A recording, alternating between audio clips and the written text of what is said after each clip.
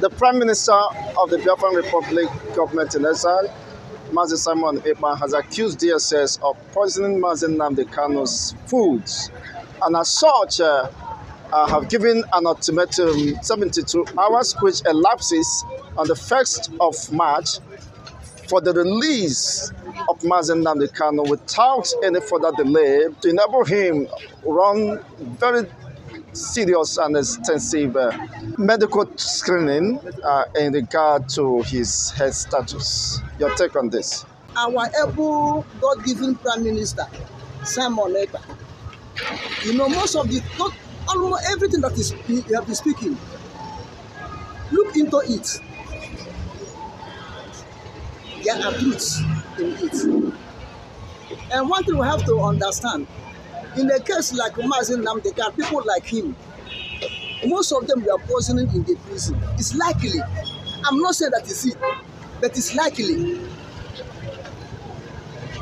It's likely that most of the people were like in his shoes. Most of them were poisoning in the prison. Okay, I will give you an instance. During the time of Otokoto reign, Otokoto reign, and Obidiozo, the son of Otokoto, there was a boy they killed, and later a Pawan Tapa saw how the thing was going happen. And Pawan Tapa came and reported, see what is on palm tree, and saw. And that killing was linked up to Tokoto and his son Obidiozo.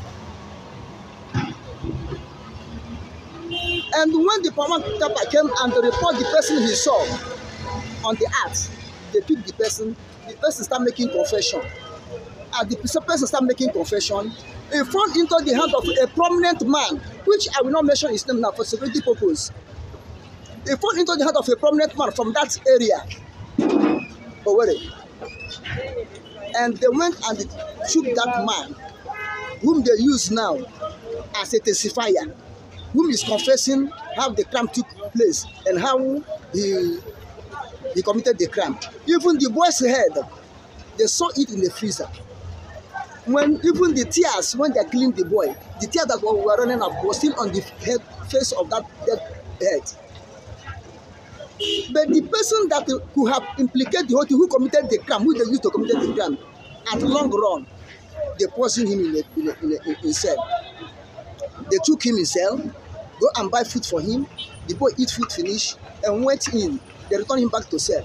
The guy started telling his inmates how he felt fine, the type of food he eat, they gave to him. It's a very delicious food, this and that. Before day will break, the boy have died. And start rotting.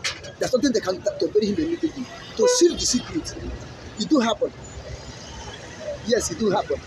And if you watch Nnamdi Kanu body, or how it was developing, it looks like it was pumped with compressor.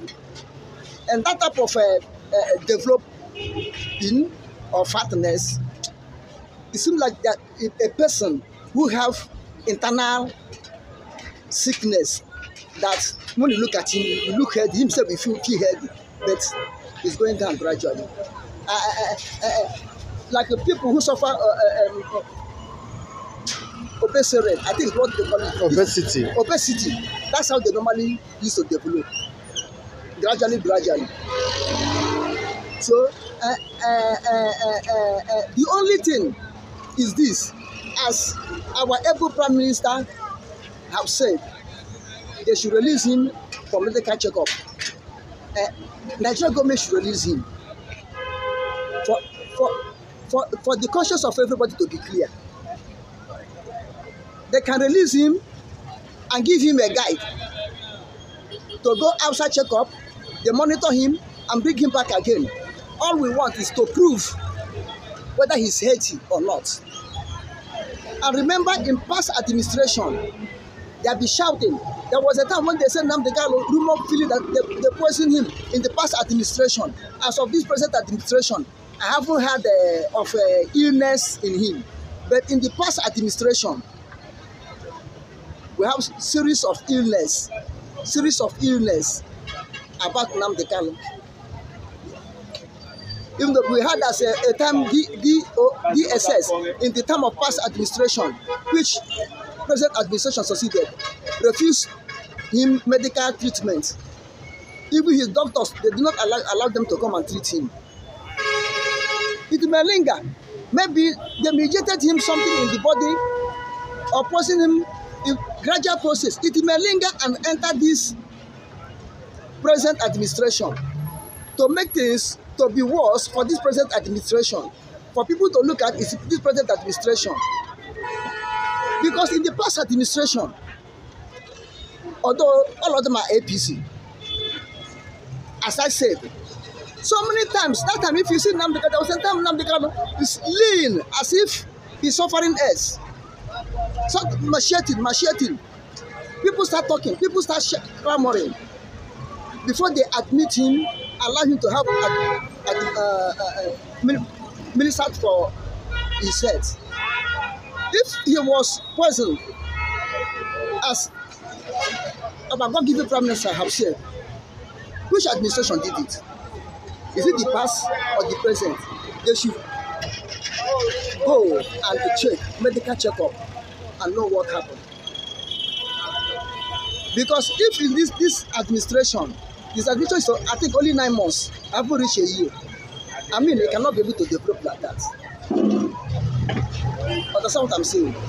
So, and the 72 days, he give. No, 72 hours. 72 hours.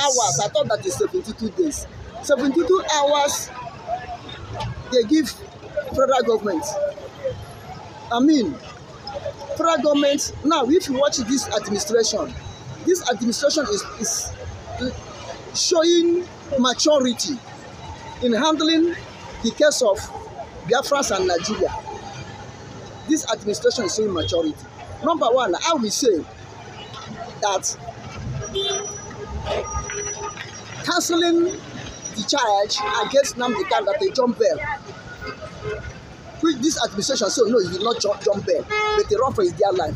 It's a sign of maturity. It's a sign of truth. And if you watch this last court procedure, if you watch the action of Nnamdi Kanu and his cheerfulness and how this goes on, you will know that this present administration is showing maturity than the past administration. And if you watch the same judge that have been sitting on Nnamdi Kanu case, Bianta Nyanko, is the same judge, but watch the tool this time around. Watch her reaction this time around. You see that there's a maturity now in it. So that is 72 hours he gives to federal government. I will still like federal government to show maturity, to show sign that they want things to be normal. Even if they did not grant Nnamdi Kanu total freedom before the next hearing, which they said they will look into his bail application. And this bail application is part of the maturity we are seeing in this present administration. The past administration did not allow such type of thing to be. They did not want it to be at all. So let this present government under President Bola Ahmed to continue to show that maturity, to continue to show that understanding by allowing Nnamdi Kanu to go medical checkup. Because this 47 hours, 72 hours. I mean 72 hours, nobody knows what will happen. Because my people say, when you see a bird by the roadside dancing music, there's something beating the music, playing the music or beating the drum for that bird. Nobody knows the capability of different government in exile. Because when the government is formed in exile, they must surely have some backings. They did not form that government anyhow. this is how this insurgency and other things that are creeping Nigeria now, government undermine it. They not take it serious until we reach this stage we are now.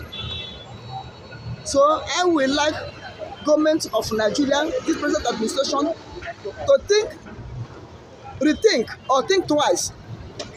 Try to cooperate with Biafra government in exile, so there be peace, there be amicable.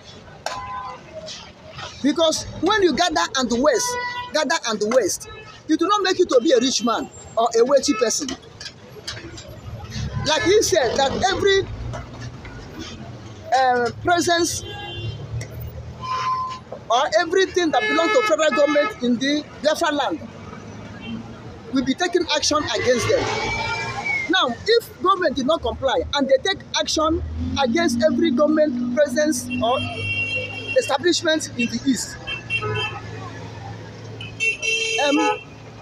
it will be a loss to the government of Nigeria, because that's the part of thing.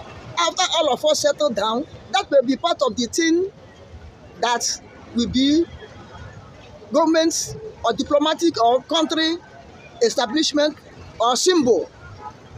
Okay, let me put it like, because there's no factory, there's no government factory in Biafra land. There's no government infrastructure in Biafra land. But whatever our prime minister think, that is government presence, Nigerian government presence in Biafra land, if they were abolished or scattered now, there will be no symbol of Nigeria whenever Biafra established food with government in Israel return and have government in the home. There will be nothing like a symbol of Nigeria in Biafra land. If you come into Nigeria now, we still have some symbols of British in Nigeria that shows they colonized Nigeria. Like if you go to Lokoja now, the present office of Kogi State Governor office or State House is where Lugard staying as office. So the Lugard that is where he used as his office. From in that place, instead to do his nonsense constitution that amalgamize Nigeria. Now it's a symbol of British in Nigeria. So that's that type of thing that will prove the symbol of Nigeria that in Biafra should not be allowed to be meted away. Do you think that Biafrans will allow such to happen, because it will be a reminder of the subjugation of slavery, pains and agony inflicted upon them for several decades? Do you think the Biafrans will allow such to exist in the first instance? Whether we like it or not, it will be. Because if we destroy the physical one, what of the documentary one? Are we going to destroy the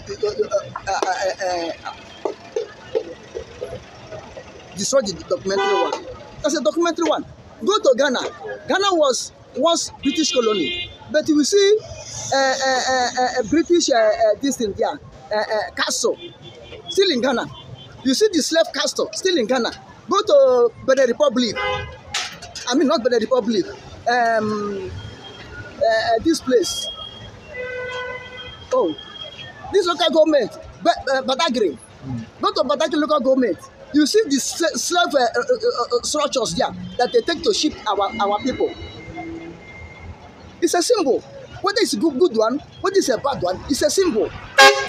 You understand? So there must only be a symbol that these people and these people, we are somehow in this relation. And remember that if we get our freedom now, it wasn't British that gave us the freedom. We get freedom from Nigeria, not British. Therefore, we must surely have Nigeria symbol in the land of Biafra. If we don't have Nigeria symbol in the land of Biafra, then how can we tell our children the history? Just as Moses was instructed to pick 12 stones from the Red Sea. To Joshua. Joshua, yes, from River Jordan as a proof, a symbol, an identity that will serve for the upcoming generation. Yes, that's how it's supposed to be. Even in the Bible, we quoted it now. Joshua did it. He picked 12 stones and put in the covenant box. So whether we like it or not, there must surely be symbol of Nigeria in the Biafra land, whether they treat us well or not, because that symbol is what our upcoming generation will see and they ask, what is this thing here? What is this thing here? Then we explain to them what it is. Like Onitsha Bridge, Asaba End, when it was blown off during the Civil War, it's a symbol. When you bring the document, you will see where it was blown off. The children will ask, why is this bridge cut off? What happened? They will tell them that is what happened. It's a symbol. Eh? So, I pray federal government should do something so that the symbol of Nigeria in Biafra will not be demolished. So they should listen to the people of Biafra government in Asia, and to comply. After all, federal government, the way I see it now individually, federal governments have in mind, and to my own understanding as a human being, although it's a government, they can change their policy tomorrow, it's government. I think they have symbol to make things balance well, so that Biafra can exist peacefully. This is why you see Nnamdi Kanu case now is changing, as if it's going to be better.